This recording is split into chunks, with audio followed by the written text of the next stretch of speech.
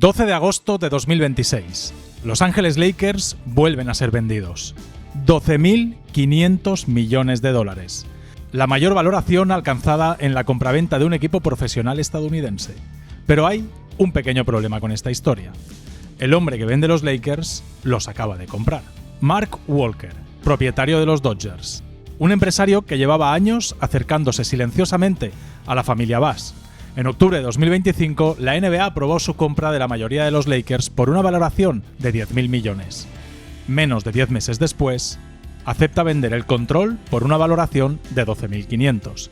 Una diferencia de 2.500 millones, un 25% más. Y esto no es lo importante. Eso no significa que Walker haya ganado 2.500 millones limpios. Estamos comprando valoraciones de franquicia, no el beneficio neto que recibirá personalmente por sus acciones. Pero sí significa otra cosa, que alguien estaba dispuesto a pagar muchísimo más, y muchísimo antes de lo esperado. La compra liderada por Josh Kashner y Bob Iger todavía necesita la aprobación de la Junta de Gobiernos de la NBA. Y entonces aparece la pregunta que nadie debería pasar por alto. ¿Por qué? ¿Por qué Walker vende tan rápido? ¿Por qué Kashner y Iger pagan 12.500 millones por un equipo que hace menos de un año estaba valorado en 10.000? ¿Por qué dos hombres que hace apenas unas semanas estaban preparando una franquicia de expansión en Las Vegas, abandonan Las Vegas y compran directamente los Lakers? Porque quizá la noticia de hoy no empezó hoy, quizá empezó hace 5 años. Para entender por qué Mark Walker puede vender los Lakers, primero hay que entender cómo consiguió entrar. Y aquí aparece uno de los detalles más importantes de toda esta historia, 2021. Philip Anschutz vende su 27% de los Lakers. Los compradores son Mark Walker y Todd Boehly. Pero junto a esas acciones había algo extraordinariamente valioso. Un derecho de tanteo sobre futuras acciones de los Lakers. Dicho de manera sencilla, si algún día la familia Bass decidía vender, Walker ya estaba colocado en primera fila. Walker no apareció en 2025 con una maleta llena de dinero. Llevaba años dentro, observando, construyendo relaciones, esperando, y la relación más importante era con Jenny Bass. Cuando la NBA aprobó la venta en octubre de 2025, Jenny explicó que llevaba aproximadamente una década conociendo a Walter. Primero como empresario, después como amigo y finalmente como compañero dentro de los Lakers. Eso cambia completamente la interpretación de aquella venta. Jenny no entregó a los al mejor postor que llamó a la puerta. Eligió a alguien que conocía, alguien que ya estaba dentro. Alguien que, además, representaba algo que los Lakers necesitaban desesperadamente. Capital, infraestructura y una forma distinta de gestionar una franquicia. La familia Bass dejó de controlar la mayoría, mantuvo una participación minoritaria y Jenny recibió continuidad como gobernadora durante al menos 5 años. La apariencia era extraña. Cambiaba el propietario, pero no cambiaba la persona que aparecía delante de la organización. Y mientras todo el mundo discutía sobre quién mandaba realmente, Walter empezó a cambiar los Lakers por dentro. El primer gran movimiento de Walter no fue fichar una estrella, fue cambiar la empresa. Los Lakers habían funcionado durante más de 4 décadas como una organización profundamente vinculada a una familia. Los Bass. Hermanos, relaciones personales, confianza, lealtades, traiciones. Walter empezó a introducir otra cosa, estructura. Tras tomar el control, Joe y Jesse Bass salieron de la organización. Después llegó una remodelación de las operaciones de negocio y baloncesto. Los Lakers comenzaron a crear 2 puestos de Assistant General Manager, uno especializado en scouting y desarrollo, otro en datos, analítica y salary cap. Rohan Ramadas llegó desde New Orleans para encargarse de estrategia y sistema de datos. También se incorporaron ejecutivos procedentes o relacionados con la estructura empresarial de los Dodgers. Y aquí aparece una pista fundamental. Walter no estaba intentando convertir los Lakers en los Dodgers. Estaba intentando dar a los Lakers algo que los Dodgers ya tenían: profundidad organizativa. Que la decisión no dependiera siempre de 3 personas, que hubiese departamentos, información, ciencia deportiva, procesos, especialistas. Los Lakers comenzaron además a trabajar en mejoras de rendimiento, recuperación e infraestructura apoyándose en conocimientos existentes dentro del ecosistema de los Dodgers. Y eso nos lleva directamente a Rob Pelinka, porque Walter tuvo una oportunidad perfecta para sustituirlo. Y no lo hizo. Hizo algo posiblemente más interesante.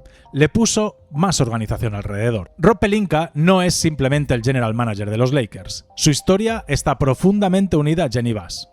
Pelinka había sido el agente de Kobe Bryant. Llegó a los Lakers en 2017 y en abril de 2025, después de ejecutar el traspaso por Luka Doncic, recibió una extensión y fue elevado formalmente a presidente de operaciones de baloncesto y general manager. Jenny apostó por él. Y después llegó Walter. Pelinka sobrevivió, pero alrededor de Pelinka empezaron a aparecer más ojos, más ejecutivos, más datos, más especialización, en definitiva, más estructura. Por tanto, cuidado con una lectura demasiado fácil de lo que puede ocurrir ahora. No existe actualmente ninguna información fiable que diga que Kushner o Iger pretenden despedir a Rob Pelinka. Decir eso sería inventar, pero sí podemos afirmar algo. Rob Pelinka acaba de comenzar probablemente la evaluación más importante de su carrera, porque durante años su mayor activo institucional fue una relación de confianza extraordinaria con Jenny Bass. Ahora continúa teniendo a Jenny, pero por encima de ese ecosistema van a aparecer propietarios que no tienen 20 años de historia emocional con él, y que proceden de culturas donde el capital exige información, procesos, responsabilidad y sobre todo, resultados. La cuestión no es necesariamente van a echar a Pelinka. La pregunta es más interesante.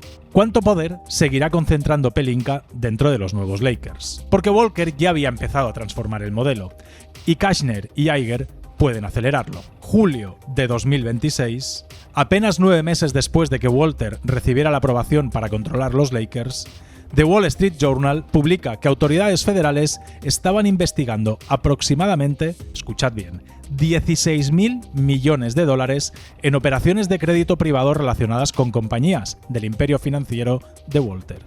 La investigación surgió después de una denuncia interna y examina, entre otras cuestiones, operaciones entre compañías vinculadas y cómo determinados préstamos acabaron en los balances de aseguradoras relacionados con su estructura empresarial. También existe investigación de la SEC. Las compañías de Walter han negado irregularidades, y esto es imprescindible decirlo. Una investigación no es una condena. No existe base periodística para afirmar que Walter haya cometido fraude. Tampoco existe a día de hoy prueba pública que demuestre que esta investigación sea la causa por la que vende los Lakers. Pero este documental tampoco puede ignorar la cronología. Octubre, compra. Mayo, reestructura. Julio, investigación pública. Agosto, vende. No sabemos si esas piezas están conectadas casualmente. Lo que sabemos es que están en la misma línea temporal. Y entonces aparece una oferta extraordinaria. 12.500 millones. Walter acepta. Pero para entender quién estaba dispuesto a pagar semejante cifra, tenemos que dejar Los Ángeles y viajar hasta Nueva York. Cuando aparece el apellido Kushner, es muy fácil contar la historia equivocada. Josh Kushner es el hermano de Jared Kushner. Sí. Pero si queremos entender esta operación, eso es casi lo menos interesante. La verdadera historia se llama Thrive. Josh Kushner fundó Thrive Capital y durante años construyó su reputación invirtiendo en compañías tecnológicas y empresas de enorme crecimiento. Pero paralelamente llevaba tiempo acercándose a la NBA.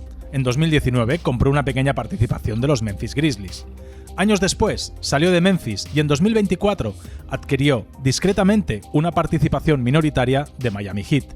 Y el propio Heat confirmó esa operación, aunque ni el precio ni el porcentaje fueron revelados públicamente.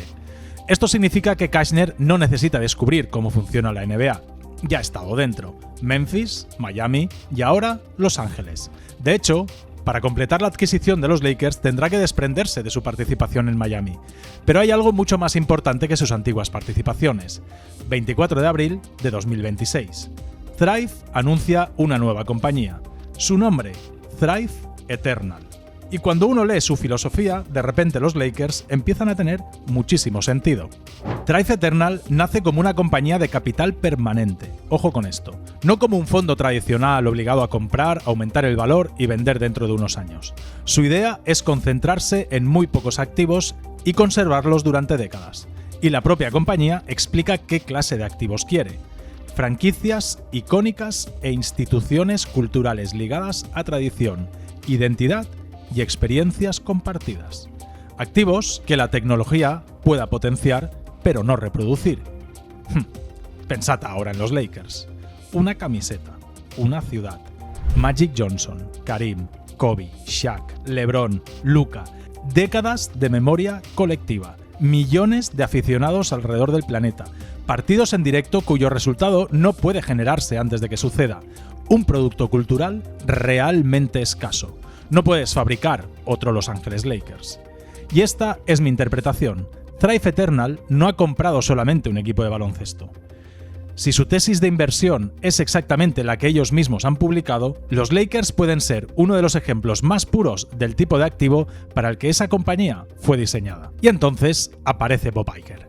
Y aquí se encuentra posiblemente la conexión menos explicada de toda la operación. Iger no acaba de asociarse con Josh Kashner. Se conocen empresarialmente desde hace años. En septiembre de 2022, después de su primera salida de Disney, Iger entró en Thrive como Venture Partner. Poco después tuvo que marcharse porque Disney le pidió regresar como CEO. Pero la relación continuó. En enero de 2023, Iger formó parte de un grupo de inversores que adquirió una participación minoritaria en la propia Thrive Capital. Y el 18 de marzo de 2026 terminó definitivamente su etapa como CEO de Disney. Apenas un mes después, volvió a Thrive. Esta vez como asesor. Su función incluía ayudar en decisiones de inversión y trabajar con los fundadores de compañías participadas por Thrive. ¿Eso qué significa? Significa que esta pareja empresarial no se formó para comprar los Lakers, ya existía. Y eso convierte lo que sucedió después en algo mucho más interesante. Abril, Thrive Eternal. Junio, Iger y Kashner estudian conjuntamente una franquicia NBA en Las Vegas. Contratan asesores financieros y analizan participar en una futura expansión. Aparece una oportunidad que ninguna expansión puede igualar. No crear una franquicia desde cero. Comprar los Lakers. Y Bob Iger tiene un currículum singular para un activo como este. Durante su liderazgo de Disney, la compañía se expandió alrededor de algunas de las propiedades intelectuales más poderosas del entretenimiento mundial. Pixar, Marvel, Lucasfilm, 21st Century Fox. Su especialidad no era inventar a Darth Vader. Era entender el valor de una historia ya armada por millones de personas, adquirirla, proteger lo que la hacía especial y ampliar su capacidad de llegar al mundo. Eso no significa que vaya a convertir a los Lakers en Disney. Significa que posiblemente entiende algo que muy pocos propietarios deportivos entienden a esta escala. La diferencia entre un equipo y una propiedad cultural global. Y los Lakers son las dos cosas. Ojo con la visión que tiene Iger, porque probablemente lleve a los Lakers a un nivel comercial que no hemos visto todavía en la historia de la NBA. Además, Iger ya tiene experiencia como propietario deportivo. Junto a Willow Bay, adquirió en 2024 el control de Angel City Football Club, en una operación que valoró al club en $250 millones y que incluía inversión adicional para su crecimiento. Kashner aporta la arquitectura del capital. Iger aporta décadas gestionando marcas, distribución y entretenimiento global. Uno sabe cómo construir vehículos de inversión, el otro sabe qué hacer con una historia que millones de personas consideran parte de su vida. Ahora entendemos mejor por qué estaban juntos en Las Vegas y por qué dejaron de necesitar a Las Vegas. Pero hay una persona que sobrevivió a la primera venta y al menos por ahora continúa en medio de la segunda: Jeannie Buss. Cuando Walter compró los Lakers, la familia Buss dejó de controlar la franquicia, pero la NBA estableció que Jeannie seguiría como gobernadora durante al menos 5 años. La familia mantiene además una participación minoritaria. Y en el comunicado de esta nueva operación, Kashner y Iger se esforzaron en destacar explícitamente el legado de Jerry y Jeannie Buss y su intención de construir sobre esa base. Eso importa, mucho, porque significa que en aproximadamente un año los Lakers han tenido 3 centros de poder diferentes, pero una misma figura conectándolos: Buss, Walter, Kashner y Iger. Jeannie es el puente institucional entre las 3 épocas. Y probablemente también sea una de las razones por las que no deberíamos esperar una revolución deportiva mañana por la mañana. La operación todavía debe ser aprobada. La temporada está encima. Existe una estructura deportiva en marcha y Jeannie continúa en la organización. El cambio más interesante puede no ser inmediato. Debe ser progresivo. Y llegamos a la parte a la que importa al aficionado. ¿Todo esto hace mejores a los Lakers? No, automáticamente. Tener propietarios más ricos no permite saltarse las reglas de construcciones de plantilla de la NBA. El dinero no convierte una mala decisión deportiva en una buena. Pero el dinero sí puede cambiar todo lo que ocurre antes de tomar esa decisión. Scouting, analítica, desarrollo, ciencia deportiva, instalaciones, tecnología, personal, estructura ejecutiva, capacidad para asumir errores, y Walter ya había comenzado precisamente ese proceso. Kushner y Iger no reciben los mismos Lakers que Walker compró. Reciben una organización en mitad de una transformación, y reciben algo todavía más importante: un cambio generacional deportivo perfecto para reconstruir una franquicia. LeBron James ya no está allí. Tras 8 temporadas en Los Ángeles, salió este verano rumbo a Filadelfia. La nueva era gira alrededor de Luka Doncic. Pensad en la coincidencia. Cambia la estrella generacional, cambia el propietario, cambia la organización, cambia la estructura empresarial, todo prácticamente al mismo tiempo. Durante años, cualquier decisión de los Lakers tenía una pregunta inevitable: ¿qué quiere LeBron? Ahora la pregunta es diferente. ¿Cómo construyes los próximos 7 u 8 años alrededor de Luka Doncic? Y aquí es donde la filosofía de Thrive Eternal resulta fascinante. Una compañía creada explícitamente para pensar en décadas. Acaba de comprar una franquicia que necesita dejar de pensar en el final de una era para diseñar la siguiente. Por eso creo que interpretar esta operación únicamente como más dinero para fichajes es quedarse absolutamente en la superficie. La consecuencia deportiva más importante sucederá en los despachos. Pelinka seguirá teniendo poder. Seguirá teniendo la confianza histórica de Jeanie Buss. Y no existe ninguna información que indica que vaya a ser sustituido. Pero el contexto ha cambiado. Walter ya empezó a rodear su departamento de más especialistas. Kushner procede de una cultura obsesionada con la información, inversión y selección de talento. Iger construyó su reputación dirigiendo una de las organizaciones de entretenimiento más complejas del planeta. Así que la pregunta para Pelinka ya no es ¿confía Jeanie Buss en mí? Quizá la pregunta pase a ser ¿puedo demostrar que este departamento funciona al nivel del activo deportivo más caro del mundo? Porque cuando alguien paga 12.500 millones, no está comprando el derecho a tener paciencia eternamente. Está comprando el derecho a exigir excelencia. Y eso convierte la próxima temporada de Rob Pelinka en algo más que una temporada. Puede ser una auditoría deportiva. No porque sepamos que los nuevos propietarios quieran despedirlo, sino porque cada estructura que se está construyendo alrededor suyo permite medir mejor su trabajo. En definitiva, en 1979, Jerry Buss compró los Lakers junto a otros activos por $67,5 millones.